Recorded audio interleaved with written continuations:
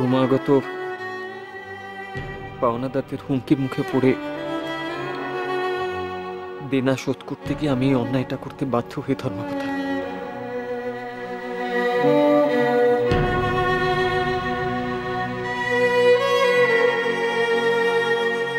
তবে আমি খুন করিনি, বিশ্বাস করুন। আমি সত্যি খুন করিনি। আমি মেজবৌদিকে খুন করিনি।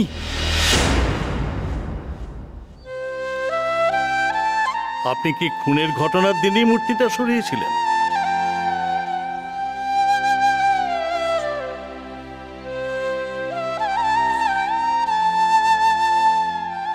হ্যাঁ, ওই দিনই।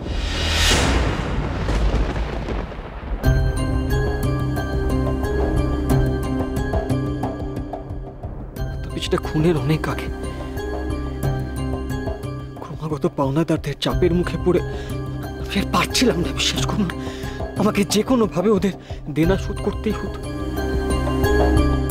তাই মূর্তিটা চুরি করা ছাড়া আমার আর কোনো উপায় ছিল। আমি একদিন মেজবৌদিকে জানাই যে যে কোনো দিন আমি গিয়ে মূর্তিটা নিয়ে আসবো, যে কোনো দিন। মেজবৌদি আমাকে বলেনি যে মেজবৌদি ঠিক সেই দিনই ঝিলিককে কলকাতায় ডেকেছে।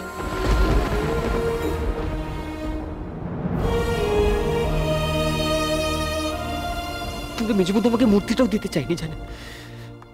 তাই মরিয়া হয়ে জেদের বসে আমি মেজবৌদির কাছ থেকে জোর করে চাবিটা নিয়ে আলমারি থেকে মূর্তিটা বের করে নিয়ে চলে যাই।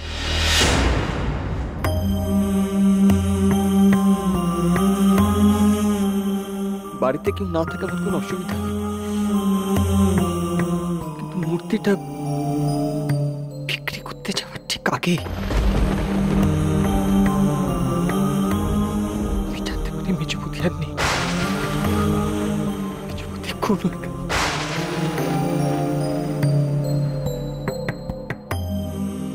প্রচন্ড অপরাধবোধ, গ্লানি, অনুশোচনায় আমি কি করবো আমি কিচ্ছু বুঝতে পারছিলাম না। আমার মাথায় কিচ্ছু আসছিল না। তাই আমি ঠিক করি আমি মাকে সব কথা বলব, স্বীকার করে নেব যে মূর্তিটা আমি চুরি করেছি। ঝিলিক চুরি করেনি মূর্তিটা, কিন্তু আমি মেজবৌদিকে খুন করি।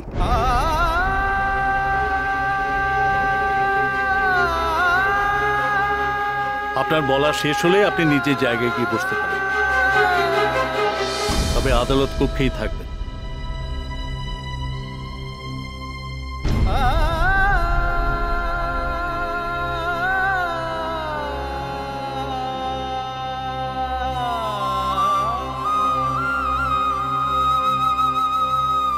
তুই পারলে আমাকে ক্ষমা করেছি।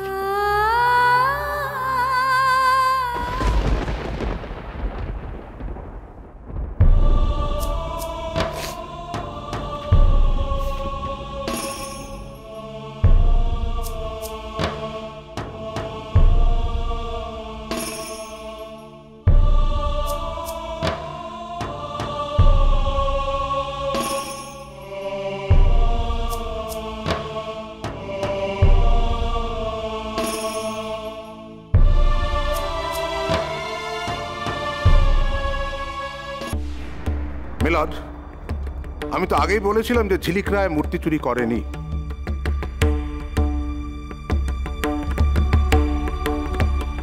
আর আজ সেটাই কিন্তু প্রমাণিত হলো।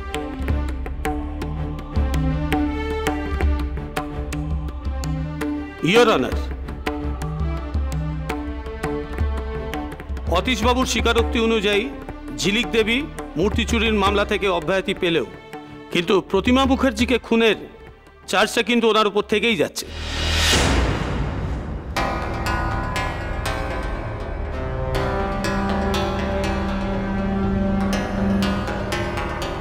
কারণ ফিঙ্গারপ্রিন্ট এক্সপার্টের রিপোর্ট অনুযায়ী রিভলভারের আঙুলের ছাপটা কিন্তু ওনারই ছিল।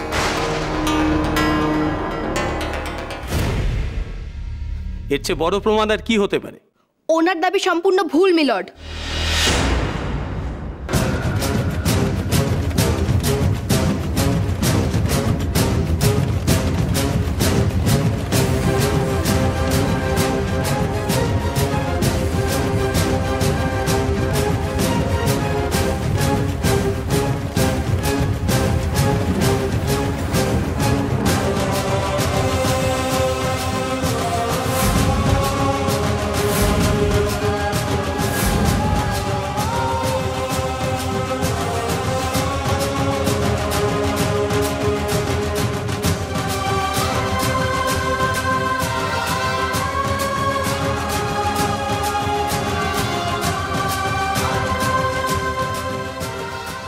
অনর, ওই রিভলভারে আরও একজনের হাতের ছাপ পাওয়া গেছে।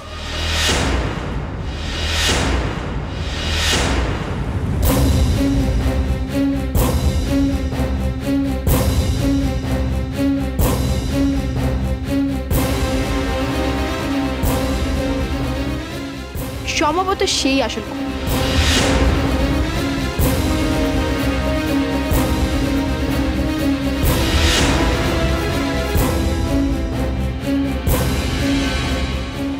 আমার এই দাবি সপক্ষে প্রুফ আমি কোর্টে সাবমিট করতে অনুরোধ করছি।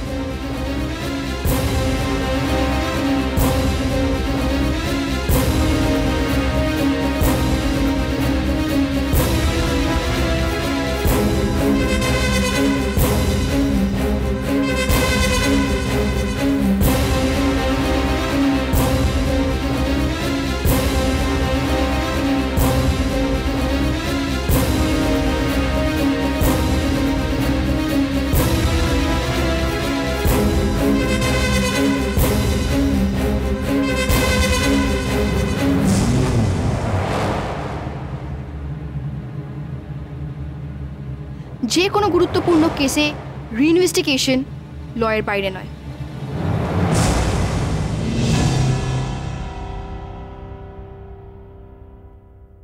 সেই নিয়মের সঠিক ব্যবহারে আইনের পথেই উঠে এসেছে এই নতুন তথ্য।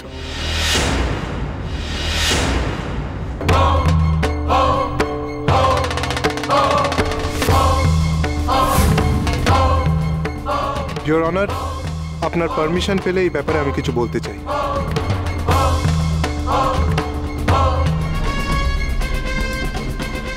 Permission granted.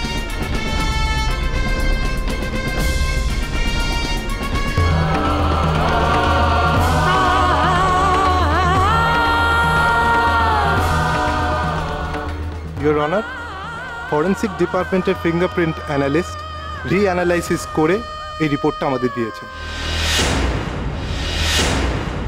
ওই রিপোর্টে স্পষ্ট উল্লেখ আছে অভিযুক্ত ঝিলিক রায়ের হাতের ছাপ ছাড়াও আর এক ব্যক্তির হাতের ছাপ ওই একই রিভলভারে পাওয়া গেছে।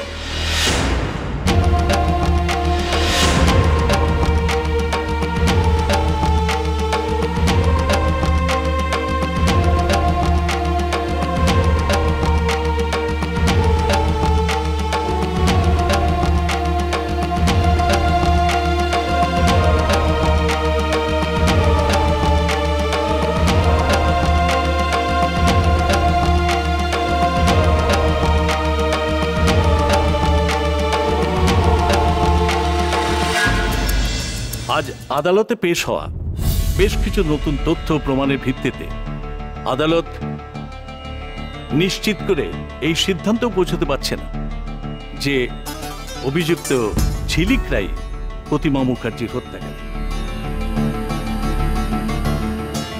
রিভলভারে পাওয়া অপর হাতের ছাপটি কার তা উদ্ধার না হওয়া পর্যন্ত সন্দেহভাজনের তালিকায় ঝিলিক রায়ের নামটি আগের মতোই বহাল থাকছে। আদালত ঝিলিক রায়কে জেল হেফাজতের আদেশ না দিয়ে শর্তাধীন জামিন দিচ্ছে। তোমায় ছাড়া ঘুম আসি